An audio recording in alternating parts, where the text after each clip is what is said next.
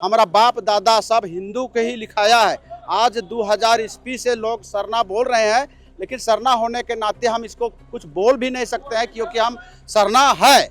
लेकिन मेरा पूजा पद्धति सब मतलब हम लोग का हिंदू रीति रिवाज से अलग है, लेकिन पूजते हैं तो हिंदू जो पूजता है उसी को पूजते हैं। आदिवासी होने के बहुत बड़ी चिंता है क्योंकि हम लोग इस भारत देश में हम लोग तीसरी आबादी हैं, लेकिन तीसरी आबादी होने के बावजूद हम लोग आज अल्पसंख्यक की ओर जा रहे हैं। पूरा मतलब सरना को पूजते हैं, इसीलिए सरना हम लोग कहलाते हैं, लेकिन हिंदू धर्म से हम लोग भिन्न नहीं है। कांग्रेस और मिशनरियों का आदिवासी और सदान से अलग करने का ये षड्यंत्र है और अलग करके उसको वोट राजनीति का लाभ लेने के लिए हम लोग को टुकड़ा करने का ये संदेश है। काहे कि सरना और हिंदू आदिवासी अगर एक मत होकर के अगर वोट देते हैं तो निश्चित है कि कांग्रेस कभी सरकार नहीं बना पाएगी। देखिए, आज हम लोग को भी एक आदिवासी होने के बहुत बड़ी चिंता है क्योंकि हम लोग इस भारत देश में हम लोग तीसरी आबादी हैं, लेकिन तीसरी आबादी होने के बावजूद हम लोग आज अल्पसंख्यक की ओर जा रहे हैं। ये बहुत ही हम लोग का गंभीर विषय है, जिसके लिए हम लोग अनुसूचित जनजाति मोर्चा का गठन किया हुआ है और उसका कार्य यही है कि जो हमारे बीच से जो धर्मांतरण हो रहे हैं उनको रोकना, यही हम लोग का मेन उद्देश्य है। मुख्य उद्देश्य है जी, यानी कि जो दूसरे धर्म में परिवर्तन कर रहे हैं उनको रोकना है। जी हाँ। तो केवल ईसाइयों के खिलाफ ये लड़ाई आप लोगों की है या फिर जो हिंदू बन रहे हैं, मुसलमान बन रहे हैं या फिर दूसरे धर्म में जा रहे हैं उन लोगों के लिए भी ये लड़ाई है? देखिए, ये हिंदू शब्द का जो बोला जा रहा है ये मन भटकाओ, ये मिशनरियों का चाल है और कांग्रेस पार्टी का चाल है।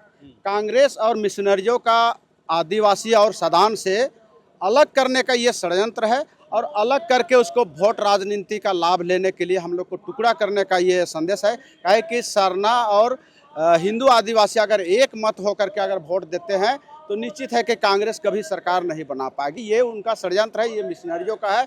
और हिंदू शब्द जहाँ से भी है, ये हिंदू शब्द हिंदुस्तान में पैदा हुआ है, कोई बाहरी नहीं हुआ है। ये हिंदू शब्द हिंदुस्तान का है और हम हिंदुस्तान होने के नाते अब हिंदू हमको बोला जाए या ना जाए ये अलग की विषय है, लेकिन हमारा पुरखा हमको हिंदू बोल के ही है मैंने प्रवचन दिया है।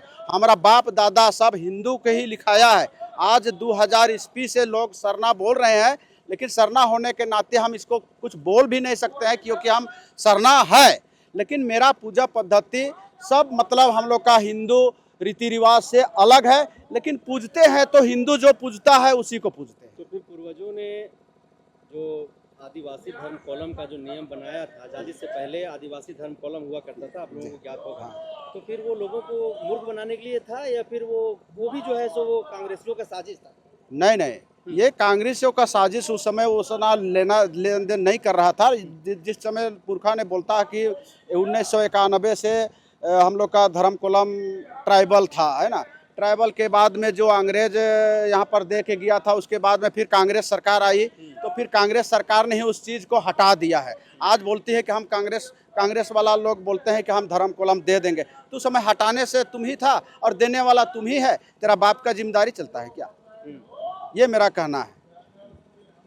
आप लोग अपने आप को हिंदू ही मानते हैं? नहीं, हिंदू देखिए, कोई मांग नहीं। सरना देखिए, सरना हम लोग जात है, उराव है। उराव मतलब सरना को पूजते हैं, इसीलिए सरना हम लोग कहलाते हैं, लेकिन हिंदू धर्म से हम लोग भिन्न नहीं है क्योंकि हमारा पुरखा से देवी देवता को मानते मानते आया है। जैसे कि हम लोग का इष्ट देवता, हम लोग का पुरखा ने शिव जी को ही इष्ट देवता माना है, और जैसे कि राम को मैंने भगवान का रूप दिया है। लेकिन राम के साथ में हमारा आदिवासी उसके साथ में विचारधारा मिला, उसके साथ में रहा खाना।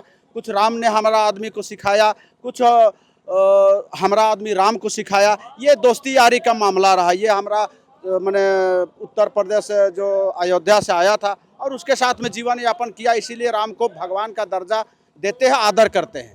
वर्ण व्यवस्था में तो आप लोगों को नहीं शामिल किया गया है? देखिए, वर्ण व्यवस्था वो जो आर्य लोग आया यहाँ पर, वो अपना व्यवस्था यहाँ का लोगों को देखा और वर्ण व्यवस्था का वो अपने आधार पर बनाया।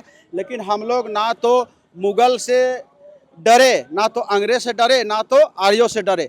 हम लोग का समाज को ना आर्यों ने हम लोग को तोड़ फोड़ करने का कोशिश किया, ना तो मुगल ने तोड़ फोड़ करना, लेकिन शोषण सभी लोग ने किया। आज हम लोग आदिवासी हो करके जो हम लोग बात कर रहे हैं, कहीं ना कहीं आर्यों ने ब्राह्मण के रूप में हमारे साथ कुछ शोषण तो किया है। उस समय उसका चलती था और हमारे लोग कुछ नहीं जानकार के कारण किसी मैंने वहाँ काम भी करता था, तो काम नहीं करने के बाद में गाली गलौज लात तो ये सब था। ये हम मैंने दरकिनार नहीं कर सकते हैं, कुछ तो शोषण हुआ है। कुछ तो शोषण हुआ है। अच्छा, आप लोग अपने आप को हिंदू बता रहे हैं, फिर असुर जनजाति क्या करेंगे? असुर जनजाति हुआ कर है ना अपने आदिवासी समुदाय में। अगर आप लोग हिंदू हैं तो फिर असुर जनजाति कहाँ जाएगा? क्योंकि वो तो महिषासुर की प्रजाति है, वो जिनका वध दुर्गा मैया ने किया था, जिनका हम लोग आज भी नवरात्रि मना रहे हैं, यानी कि आर्यों ने जो है महिषासुर का वध किया था, तो फिर वो जो है वो कहाँ जाएंगे? ठीक है, आप असुरों का बात को बोलने के लिए बोला।